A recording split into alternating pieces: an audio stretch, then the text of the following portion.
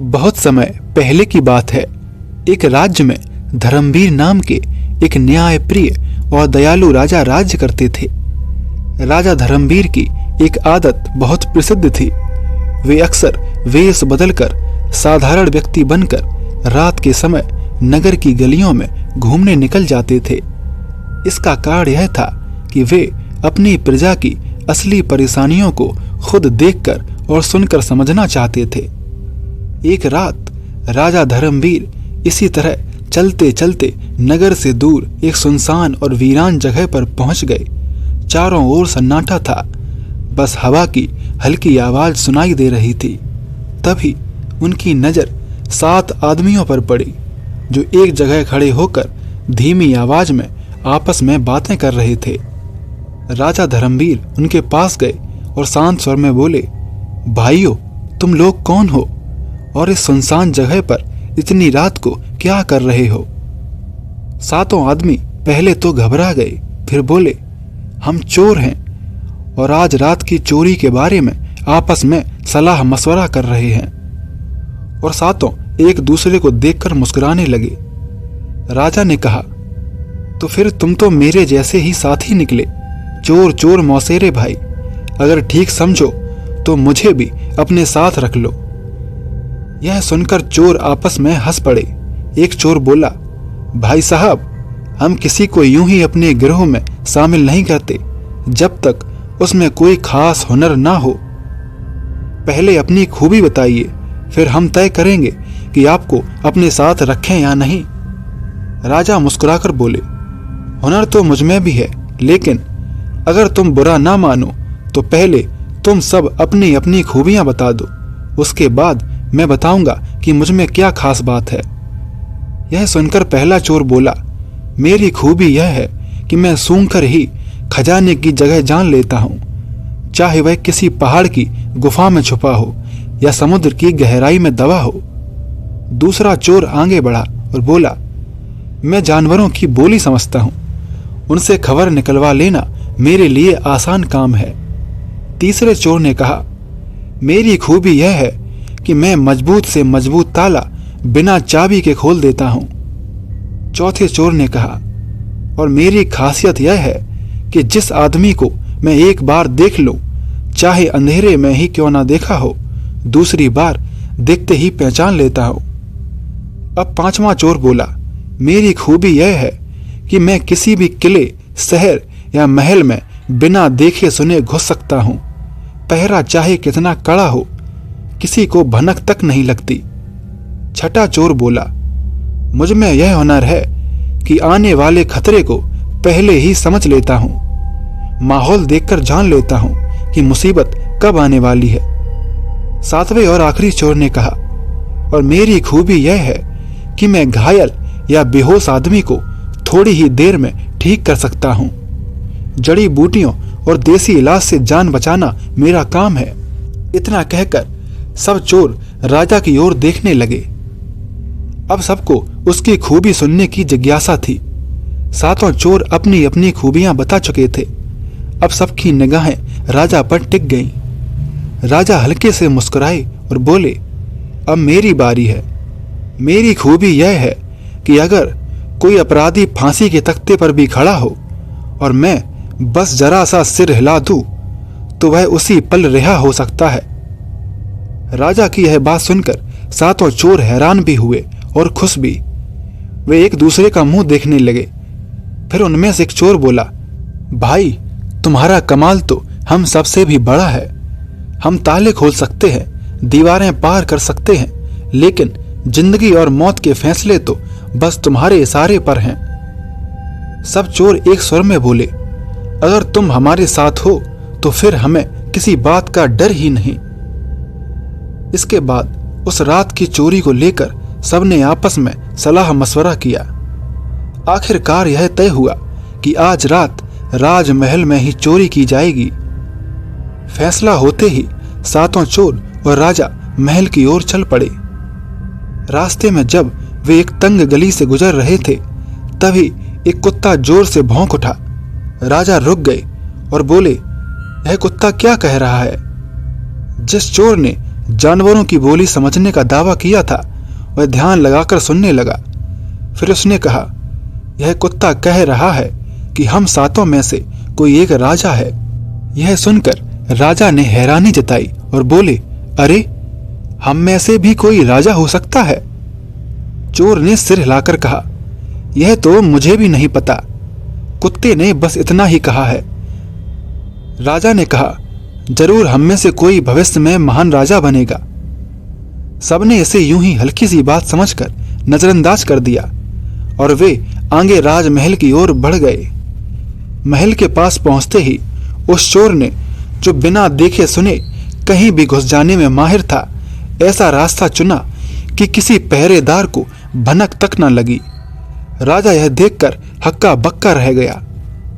महल के भीतर पहुंचते ही वह चोर, जिसे आने वाले खतरे का अंदाजा पहले ही हो जाता था, चारों ओर नजर दौड़ाने लगा और बोला, अभी सब ठीक है, कोई खतरा नहीं है। इसके बाद खजाने को सूंघकर पहचानने वाला चोर आगे बढ़ा और बोला, खजाना इसी दिशा में है। वहां पहुंचकर अगले चोर ने बिना चाबी के भारी संदूक का ताला खोल दिया। संदूक खुलते ही उसमें से असरफियां, सोने के सिक्के और हीरे जवाहरात चमक उठे। सब चोर खुशी से माल समेटने लगे। इसी बीच एक चोर, जो किसी को एक बार देखकर कभी नहीं भूलता था, बार बार राजा के चेहरे को गौर से देखने लगा। उसे लगने लगा कि यह आदमी कोई साधारण व्यक्ति नहीं है, मानो कहीं न कहीं उसने इस चेहरे को पहले देखा हो। उधर राजा के मन में आशंका उठने लगी, कहीं यह मुझे पहचान न ले। इसी बीच अचानक कमरे की छत पर टंगा भारी झूमर हिलने लगा। एक पल में उसकी रस्सी ढीली पड़ गई और झूमर नीचे गिरने ही वाला था। राजा ने फुर्ती दिखाते हुए उस चोर को पीछे खींच लिया। झूमर तो बच गया, लेकिन उसका एक हिस्सा राजा के कंधे से टकरा गया और राजा को चोट लग गई। राजा ने दर्द सहते हुए भी आवाज नहीं की। तभी सातवां चोर, जो जड़ी बूटियों और देसी इलाज में माहिर था, फौरन आगे बढ़ा। उसने अपनी थैली से जड़ी बूटियां निकाली, जल्दी जल्दी लेप बनाया और राजा की चोट पर लगा दिया। कुछ ही देर में दर्द कम होने लगा और खून भी रुक गया। यह सब देखकर पहचान करने वाले चोर का दिल पिघल गया। उसके मन का शक वहीं थम गया, लेकिन साथ ही राजा के प्रति विश्वास और सम्मान भी बढ़ गया। अब उसे पूरा यकीन हो गया कि यह आदमी सिर्फ कोई आम चोर नहीं है। तभी राजा अचानक बोल पड़ा कि हमें खजाना पूरा खाली नहीं करना चाहिए, एक कीमती हीरा वहीं पड़ा रहने दिया जाए।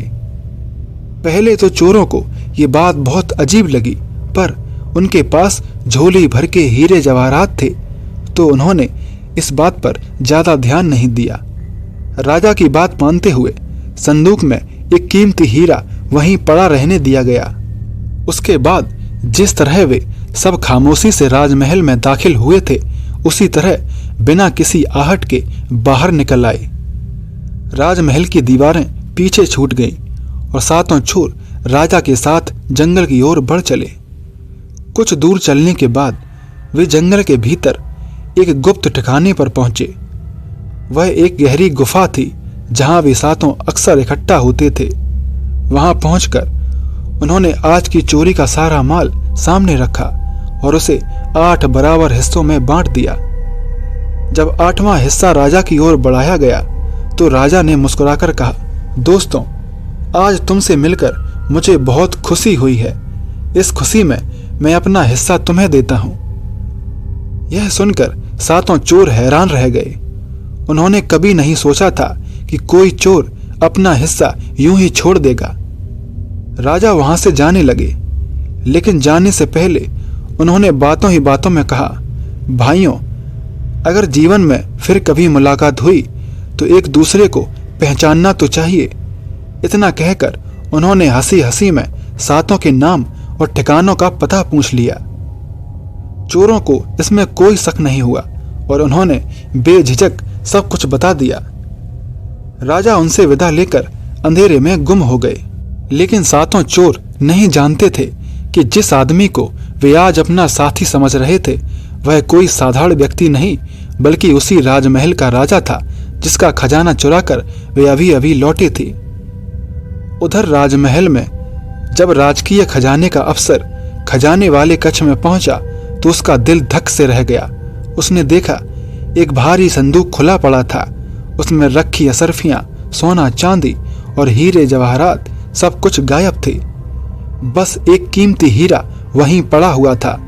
वह तुरंत समझ गया कि रात में खजाने में चोरी हो चुकी है। पहले तो उसने सोचा जरूर चोर जल्दबाजी में माल लपेट रहे होंगे, इसी हड़बड़ी में यह हीरा उनके हाथ से गिर पड़ा होगा। लेकिन अगले ही पल उसके मन में एक और ख्याल आ गया। उसने इधर उधर देखा, कमरे में कोई नहीं था। वह मन ही मन सोचने लगा, अगर मैं यह हीरा अपनी जेब में रख लूं और इसे भी चोरी के माल में गिनवा दूं तो किसी को क्या पता चलेगा। सब यही समझेंगे कि चोर जहां बाकी खजाना ले गए वहां यह हीरा भी ले गए। उसके चेहरे पर हल्की सी चालाक मुस्कान आ गई। उसने सोचा, आखिर ऐसा कौन मूर्ख होगा जो जानबूझकर इतना कीमती हीरा छोड़ जाए। यह सोचकर उसने झट से वह हीरा अपनी जेब में डाल लिया और तेज कदमों से राजा के शयन कक्ष की ओर चल पड़ा। वहां पहुंचकर उसने झुककर कहा, महाराज, राजकीय खजाने में बड़ी चोरी हो गई है।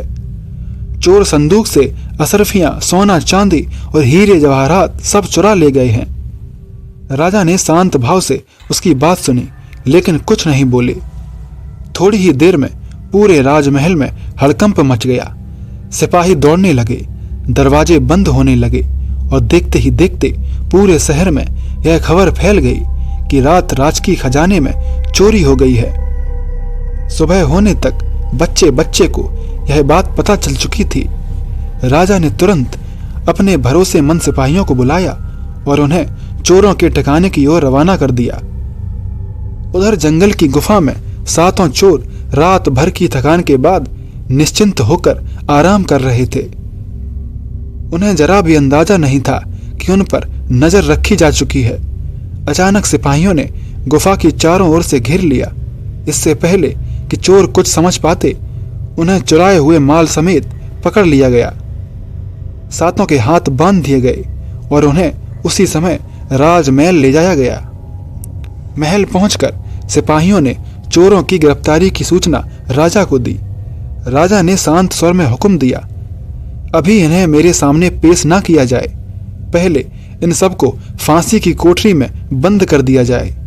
फिर राजा ने एक और अहम आदेश दिया, जो माल बरामद हुआ है उसे खजाने की सूची से मिलाकर देखा जाए, यह पता लगाया जाए कि कहीं कोई चीज कम तो नहीं है। राजा के आदेश के अनुसार सातों चोरों को फांसी की कोठरी में डाल दिया गया। जब चोरों के पास से बरामद माल को राजा के खजाने की सूची से मिलाया गया तो एक बड़ी बात सामने आई। एक कीमती हीरा गायब था। जांच करने वाले अफसर ने यह बात चोरों को बताई। यह सुनकर चोर चौंक उठे। उन्होंने एक साथ कहा, अफसर जी, जिस हीरे की आप बात कर रहे हैं उसे तो हमने उठाया ही नहीं था। हमारे नए साथी के कहने पर हमने वह हीरा संदूक में ही छोड़ दिया था। यह बात तुरंत राजा तक पहुंचा दी गई।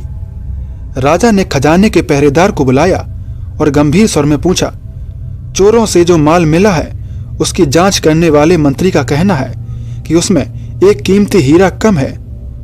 चोरों का कहना है कि उन्होंने वह हीरा संदूक में ही छोड़ दिया था।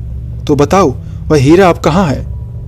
अफसर ने झिझकते हुए जवाब दिया, महाराज, चोरों की बात पर भरोसा कैसे किया जा सकता है? भला ऐसा कौन मूर्ख होगा जो चोरी करने आए और इतना कीमती हीरा छोड़ जाए? जरूर वह हीरा उनमें से किसी के पास होगा, बस उन्होंने उसे कहीं छिपा दिया होगा। राजा ने उसकी बात ध्यान से सुनी लेकिन चेहरे पर कोई भाव नहीं दिखाया और उसे विदा कर दिया। लेकिन राजा के मन में कुछ और ही चल रहा था। वह अच्छी तरह जानता था हीरा जानबूझकर छोड़ा गया था। यह कोई गलती नहीं थी बल्कि एक सोची समझी चाल थी। राजा ने एक खास मकसद से चोरों से कहा था कि वह हीरा संदूक में ही रखा जाए। अब वह सही समय का इंतजार कर रहा था ताकि अगला कदम उठा सके। उधर फांसी की कोठरी में सातों चोर बेचैन बैठे थे। वे आपस में फुसफुसाए, अजीब बात है, जिस नए साथी के साथ हमने चोरी की वह अब तक पकड़ा ही नहीं गया। एक चोर बोला, राजा के सिपाही हमें पकड़ लाए, लेकिन हमारे नए साथी को अब तक क्यों नहीं पकड़ पाए। एक चोर बोला, मित्रों, रात जिस राजा के विषय में कुत्ते ने संकेत दिया था, कहीं वही हमारा 8वां नया साथी तो नहीं था। दूसरे चोर ने कहा, यदि वास्तव में राजा उस रात हमारे साथ था तो मैं उसे पहचान लूंगा। इसके पश्चात उन्होंने सैनिकों से कहा, हमें अपने अपराध का दंड तो भोगना ही है, आप कृपा करके हमें एक बार राजा के सामने पेश कर दीजिए। सैनिकों ने यह समाचार राजा को दिया। तब राजा ने अफसर से कहा, तुम उन चोरों के पास जाओ और उन्हें बताओ कि राजकोष की सूची के अनुसार जो वस्तुएं प्राप्त हुई हैं उनमें से एक बहुमूल्य हीरा अनुपस्थित है।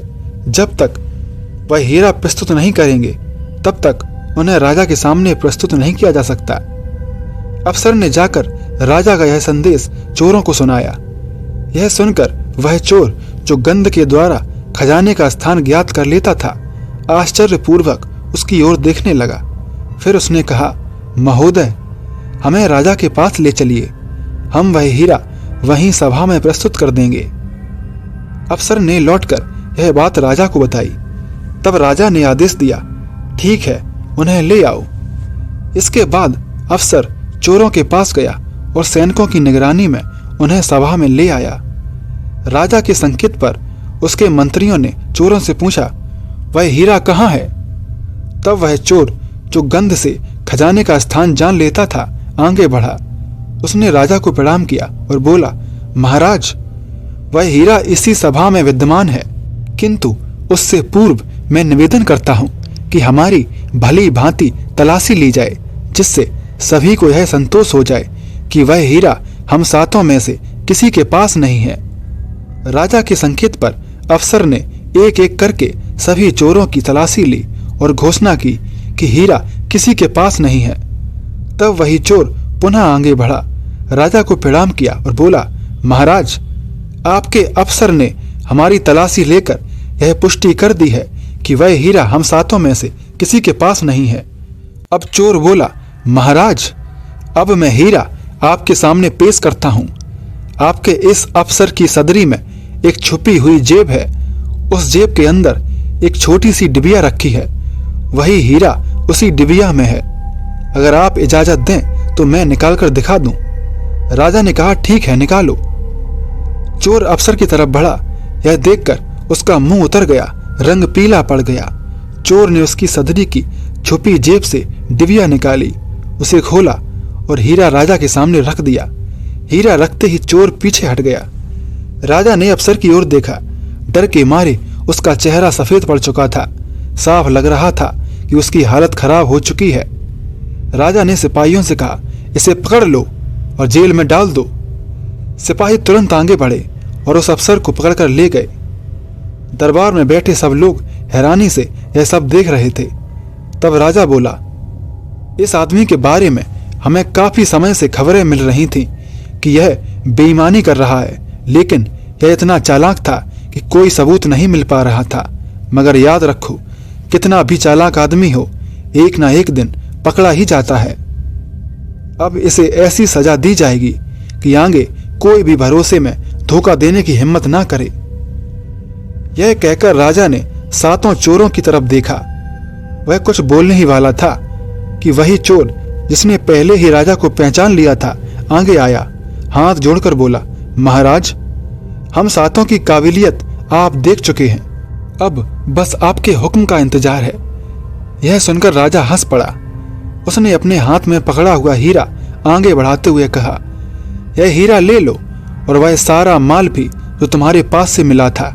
तुम सब आजाद हो, जहां जाना चाहो जा सकते हो। फिर राजा ने कहा, मैं तुम्हें इसलिए नहीं छोड़ रहा कि तुम्हारी वजह से यह बेईमान अफसर पकड़ा गया, बल्कि इसलिए छोड़ रहा हूं ताकि सबको यह बात समझ में आ जाए कि भरोसे में धोखा देना सबसे बड़ा गुनाह है। तुमने अनजाने में ही सही मुझ पर भरोसा किया था। चोरी को कभी कभी माफ किया जा सकता है, लेकिन भरोसे में की गई बेईमानी कभी माफ नहीं होती। वे सातों चोर यह समझ चुके थे कि आज मौत तय है, लेकिन तब राजा ने उन्हें छोड़ने की बात कही तो उन्होंने हाथ जोड़ लिए और बोले, महाराज, हम आपका धन दौलत नहीं लेंगे। जिस हाथ ने हमें जीवन दिया, हम उसी हाथ से चोरी का सामान हमें मंजूर नहीं। अगर आप चाहें तो हमें अपनी सेवा में लगा लीजिए, हम जिंदगी भर ईमानदारी से आपकी सेवा करेंगे। राजा उनकी बात सुनकर कुछ पल चुप रहा, फिर उसने कहा, चोरी छोड़ देना आसान नहीं, लेकिन जो छोड़ना चाहता है उसे मौका मिलना चाहिए। राजा ने उन्हें दरबार में नौकरी दे दी। किसी को अनाज के भंडार की देखरेख सौंप दी, किसी को रास्तों और सरायों की जिम्मेदारी मिली और किसी को जंगल और सीमा की निगरानी का काम दिया गया। उनकी मेहनत से आसपास के इलाकों में नए गांव बसाए गए, सड़कें बनी, कुएं खुदवाए गए और जो लोग कभी डर के कारण रात में घर से बाहर नहीं निकलते थे, अब चैन की नींद सोने लगे। वे सातों जो कभी चोरी के लिए जाने जाते थे, अब राजा के सबसे भरोसेमंद सेवक बन गए और लोग यह कहने लगे, अगर राजा न्यायी हो तो भटके हुए रास्ते भी सही दिशा पा लेते हैं। अगर यह कहानी सुनते सुनते आपके चेहरे पर हल्की सी मुस्कान आई हो तो कमेंट में जरूर लिखिए और यह भी बताइए कि आप यह कहानी ब्रह्मांड के किस कोने से सुन रहे हैं। चोरों की अकल कम लगी या राजा का दिमाग तेज लगा? और सच सच बताइए, अगर आप वहां होते तो हीरा ढूंढ पाते या सीधा पकड़े जाते? कमेंट बॉक्स खाली मत छोड़िए।